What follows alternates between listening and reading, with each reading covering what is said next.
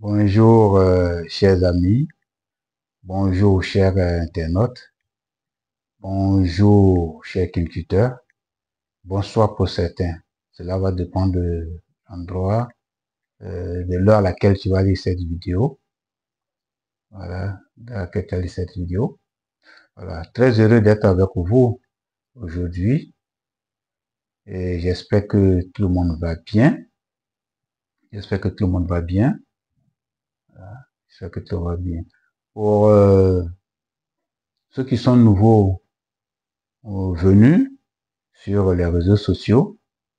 Voilà, je suis Takoui Georges Aimé, voilà, du groupe Bako Fils DGA, qui est un cabinet cunicole, d'accord, qui a pour activité encadrement, formation, consultation, installation, vente de manuels à moi, bien sûr. Je ne vends pas manuel de certaines personnes, mais pour moi-même. Voilà, un manuel qui m'appartient de 221 pages. D'accord, qui n'est pas le meilleur manuel, mais qui est un manuel qui peut permettre à quelqu'un de mener à bien ce qu'on appelle son activité cunicole. D'accord, voilà, donc c'est mon métier, c'est ce que j'ai fait, c'est ce qui me permet d'être en contact actuellement avec des cultivateurs d'ici, d'ailleurs.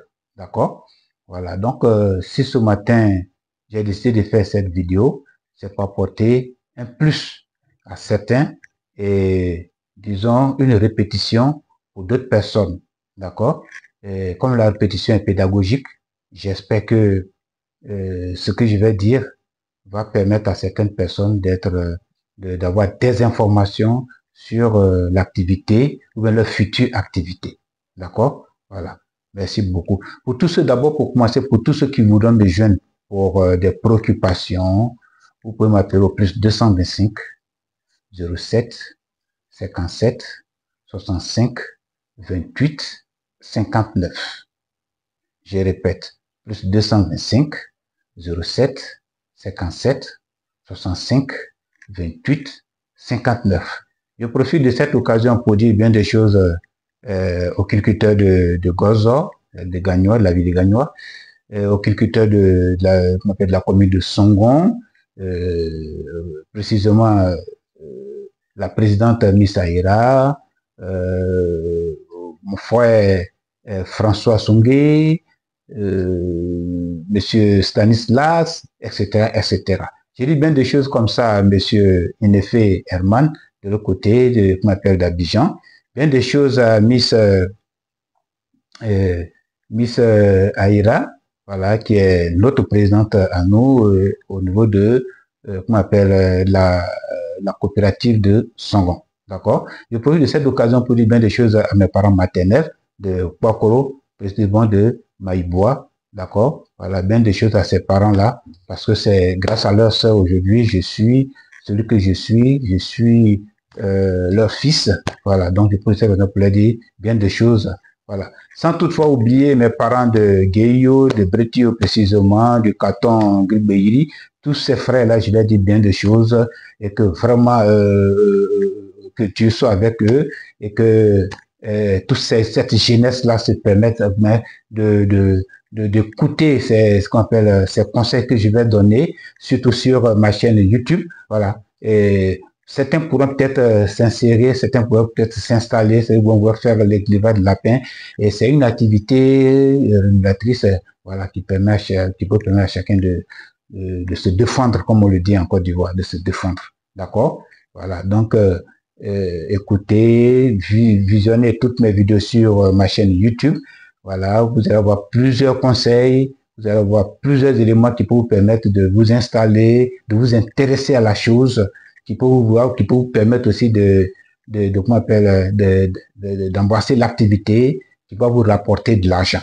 D'accord? Voilà, donc je ne ferai de Bretio, de Geyo, de Nyoruyo, de Tiagere, de Kosoyo, de Ziwayo, et je ne citer que ces villages-là. Vraiment, c'est une activité rémunératrice. On ne peut pas faire les mêmes choses.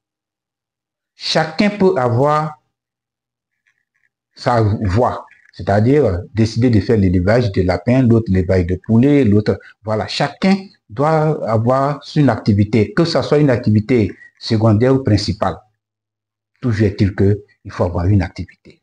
Et moi, je vous propose comme activité principale et secondaire l'agriculture. L'agriculture, bien entendu, l'élevage de lapins. D'accord? Et comme ça, peut-être que je serai de passage à Guéyo, j'irai rencontrer Madame le maire et changer sur ce point-là. D'accord? Pour qu'on ait une séance de formation de certains jeunes qui voudront peut-être embrasser l'activité, qui s'intéressent à cette activité. D'accord? Et si même les gens m'appellent individuellement, cela me fera grand plaisir.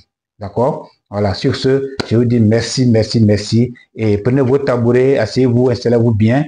Et nous allons commencer sans toutefois tarder. D'accord? Merci. OK, le premier sujet, c'est la formation.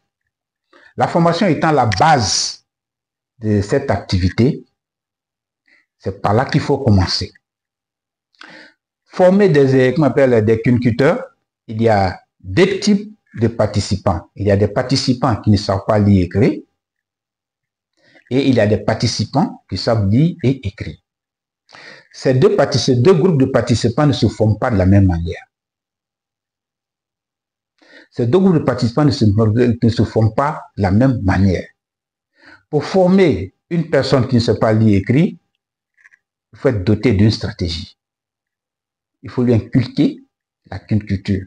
Il faut faire de sorte que ce dernier puisse enregistrer, puisse retenir ce que tu donnes comme formation. D'accord?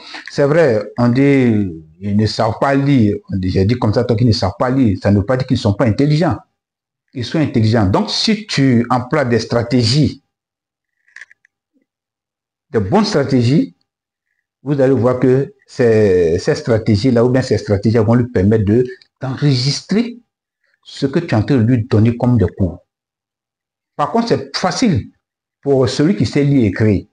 D'accord? Mais toujours est-il que, même ils peuvent être dans la même salle et tu peux les former différemment. D'accord? Voilà. Donc, ça veut dire que on ne forme pas seulement celui qui sait lire et écrire. On peut aussi former celui qui ne sait pas lire et écrire. Donc, voilà deux groupes de participants différents qu'on ne forme pas de la même manière.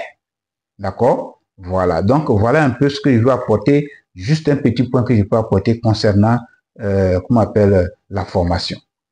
Le second point, c'est la vente des sujets. La vente des sujets. Il y a deux groupes de types de sujets à vendre, c'est-à-dire les lapins de reproduction et les lapins de consommation. Ces deux groupes de lapins la communication des éléments concernant ces sujets sont différents. Qu'est-ce que je vais dire par là? Je vais être encore plus clair. Quand tu vends des sujets de reproduction,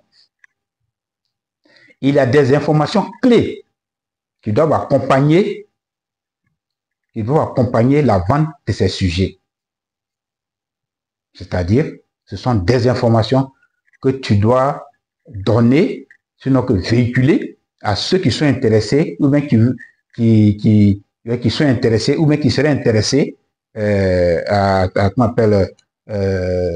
à tes sujets que tu vends. Quand tu vends des sujets de reproduction, les informations que tu dois donner, qui sont importantes que tu dois donner, c'est l'âge du sujet. Il faut donner plus d'informations sur l'âge du sujet. Parce que quand on parle de reproduction, c'est l'âge. Dans le dossier technique du lapin, il y a la race petite, la race moyenne et la race géante. Donc, quand on parle de lapins de reproduction, on dit ceux-là, ce sont les lapins de reproduction de 4 mois. C'est de la petite race qui ont 4 mois d'âge. Déjà, c'est déjà bon. Tu peux maintenant ajouter le prix ou bien ce que tu veux. Mais le plus important, c'est le sujet. Le prix et qu'on appelle l'âge du sujet. C'est l'âge du sujet qui est très important. D'accord? Voilà. Et le prix. Voilà les deux éléments. En ce qui concerne le lapin de consommation, c'est plutôt le poids. Et c'est plutôt, oui, le poids. Là-bas, c'est l'âge, mais ici, c'est le poids. Peu importe s'il a un jour, peu importe s'il a 6 mois, mais est-ce qu'il a atteint au moins 1,5 kg? Donc là, on échange en termes de poids. Pourquoi 1,5 kg? 1,5 kg parce que dans le dossier technique de l'abattage du lapin, quand on abat un lapin, il perd un tiers de son poids. S'il pesait 1,5 kg, il va perdre demi-kilo et il va rester 1 kg de viande. Donc, le poids de 1 kg de viande équivalent de 5 000 francs est vendu à 5 000 francs. Donc, on parle en termes de poids et non d'âge. Pour un lapin de consommation, on ne demande pas quel âge il a. Ce sont des trucs supplémentaires. Le plus important, ce qui est important, c'est le prix et le poids du sujet, qu'il soit vivant ou abattu. Ça, c'est ce qui est important. Parce que souvent, dans la vente des sujets, on se marche là-dessus. Parce que tantôt on parle de poids, tantôt on parle d'âge, oui, machin, lapin de consommation, on parle d'âge, on parle de poids. Non, nous ne nous mélangeons pas. Quand il s'agit d'un lapin de consommation, on parle de poids. Quand il s'agit de lapin de reproduction, on parle d'âge. D'accord?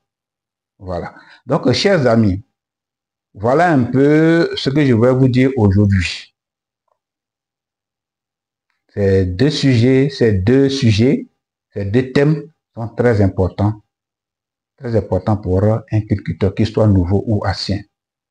D'accord? Voilà, donc sur ce, je vous dis bien des choses et bonne journée à tous.